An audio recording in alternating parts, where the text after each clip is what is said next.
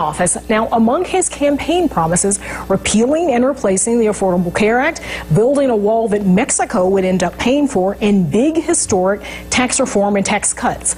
But the Russia revelations keep coming, making it difficult for the White House to set the agenda and make good on Trump's promises.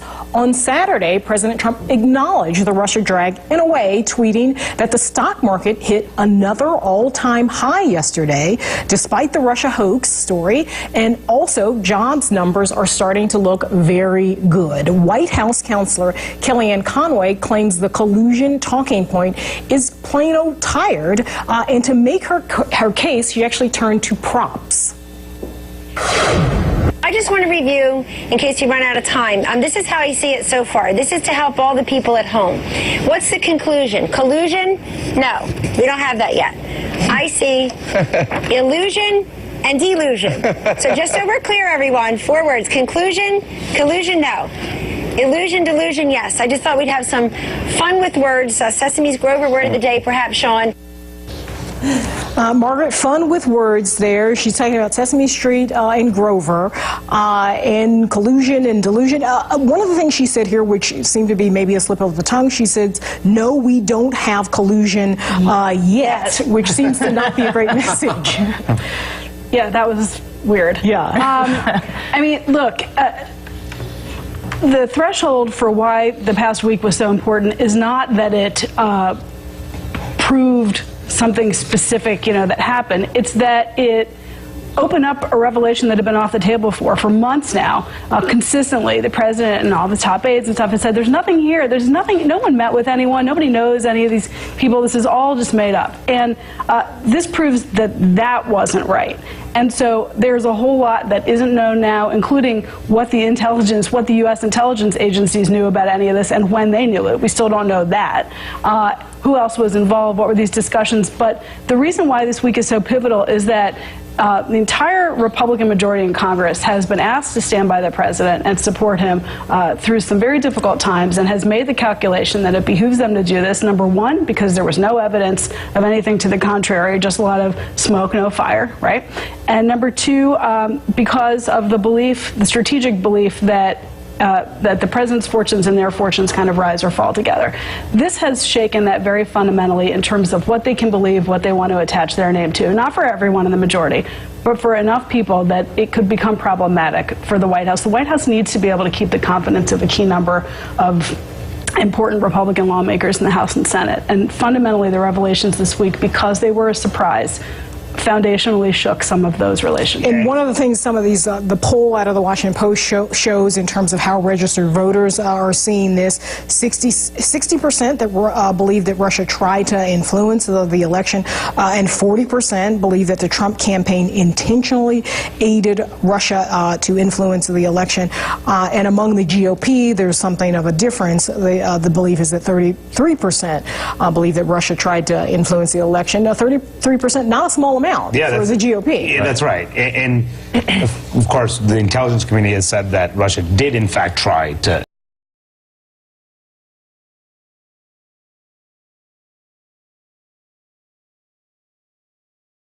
important one, that the number of Republicans on the Hill for months has just dismissed the calls or the suggestion that there was collusion, saying there's no evidence, there's no evidence.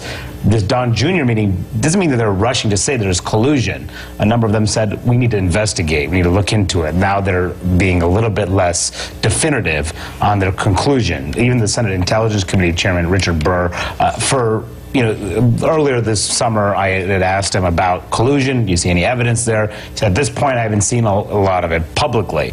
I asked him about it in light of the Don Jr. meeting. He said, we need to investigate this further, and we are very at the beginning of our investigation. And that's significant for all of Kellyanne Conway and other advisors to say there's no collusion. The Republicans on Capitol Hill say we need to investigate this to see if there is. But this drip, drip, drip sort of situation for the last, all these weeks. We're at the 6-month point this week. Everyone knows the best time to get anything done in an administration is out of the gate on tax reform, on infrastructure and healthcare. They do not have any significant accomplishments. That's why all of this matters here. The the sense that there's not been a full sort of sense of all these meetings. You would, a lot of Republicans wish they would just sort of come together. If there are other meetings, let's get them all out there this summer right now. It just hasn't happened. And this is what we heard from John McCain as well as Trey Gowdy last week on this whole Russia story.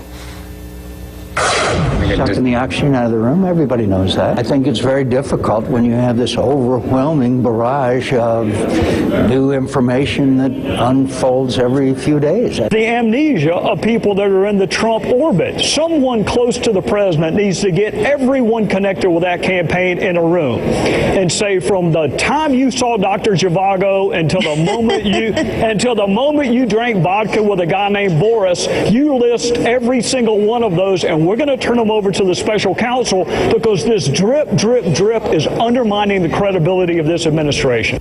And Corin, this criticism has been expressed privately, as we all know, among Republicans, but spilling out into the public here with Trey Gowdy. Yeah, and Trey Gowdy is especially important because he's not only one of the triumvirate of Republicans that was named to take over the investigation from Devin Nunes in the House Intelligence Committee, he also has the gavel now on House Oversight and had been holding back. Maybe he will change his mind about that in terms of looking into this stuff.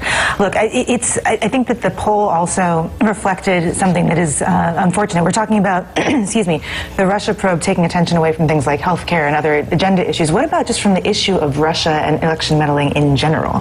It's like a willful, to have only 33% of Republicans say that they believe Russia even tried to meddle, not successfully, but tried to, is a willful ignoring of what Russia does all over the world. This is kind of how they choose to project power. They do not have the military power we do. They do not have the economic power they do. They do have the ability to do messaging, and they've been doing it in the satellite, former Soviet Union, former Iron Curtain states, pushing into Europe, now pushing into the United States. And it's become such a Trump story that no one is talking about the fact that this is actually a very big concern for the upcoming elections. And just one other thing on Kellyanne Conway is that somebody is going to screenshot that picture of her holding those two words, change it, bring a red of the White House. Right, I'm sure it's already happened. Bring a red Sharpie to cross out the collusion thing. Otherwise, everyone's going to use that. I do want to throw in two caveats, though. One is that if the president were someone else, without this sort of cloud of Russia questions over him, and they were dealing with cyber concerns or meddling or hacking concerns, only part of it would be a public campaign. Of course, most of what they were doing would be private, classified, would never be discussed, would never be discussed with Putin in a meeting, would never be threatened. So it's important to kind of remember that. It doesn't mean they're doing, we don't really know what they're doing, it doesn't mean they're doing nothing. But the second is that I do think that this move to beef up the legal team, both on the outside and on the inside, with the naming of Ty Cobb to part of the White House team, is obviously the White House's effort to get their head around this and begin managing it. It probably should have happened several ways. And you've got Republicans, some Republicans, Dave Brandt, for instance, and here he is talking about Democrats and saying essentially they're getting way ahead of their skis in terms of talking about this. You got to separate out the political. We have a probe going forward on the Russia piece.